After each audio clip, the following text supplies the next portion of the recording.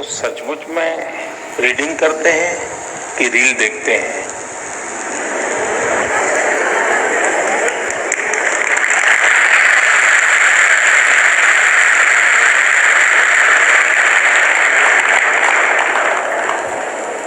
अब मैं आपको हाथ ऊपर नहीं कराऊंगा, लेकिन आप समझ गए कि मैंने आपको पकड़ लिया है। हकीकत में दोष ऑनलाइन या ऑफलाइन इसका नहीं है। आप अनुभव किए होंगे, क्लास में भी बहुत बार आपका शरीर क्लासरूम में होगा, आपकी आंखें टीचर की तरफ होगी, लेकिन कान में एक भी बात नहीं जाती होगी, क्योंकि आपका दिमाग कहीं और होगा। कान को तो कोई दरवाजा नहीं लगाया है, कोई खिड़की नहीं लगाई, लेकिन मन कहीं और है तो सुनना ही बंद हो जाता है, रजिस्टर ही होता है। जो चीजें ऑफलाइन होती हैं वही चीजें ऑनलाइन भी होती हैं।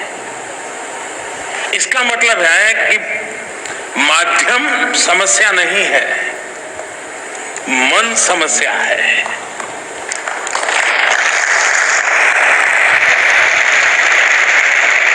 माध्यम ऑनलाइन हो या ऑफलाइन, अगर मेरा मन पूरी तरह उससे जुड़ा हुआ है, उसमें डूबा हुआ है,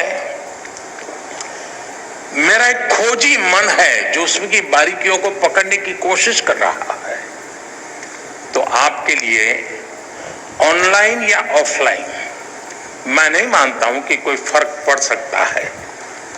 और इसलिए हम, जैसे युग बदलता है तो माध्यम भी बदलते रहते हैं। अब पहले के जमाने में जो गुरुकुल चलते थे, सदियों पहले, सहस्त्र वर्ष पहले, तो वहां तो प्रिंटिंग पेपर भी नहीं थे, तो उस समय कोई किताब भी नहीं थी, तो ऐसे ही कंठस्थ सब चलता था। तो उनकी श्रवण शक्ति इतनी तेज रहती थी कि सुनते थे और उसको कंठस्थ कर लेते थे, और पीढ़ी दर पीढ़ी कान के द्वारा सीख करके, बाद में युग बदल गया, प्रिंटेड मटेरियल आ गया, किताबें आने लगी, तो लोगों ने उसमें ढाल दिया। ये इवोल्यूशन लगातार चलता रहा है, ये, और यही तो मानव जीवन की विशेषता है।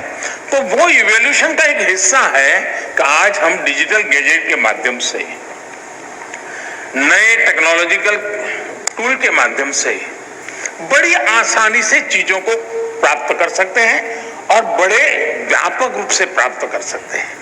इसे हमने एक अपॉर्चुनिटी मानना चाहिए, हमने इसे समस्या नहीं मानना चाहिए।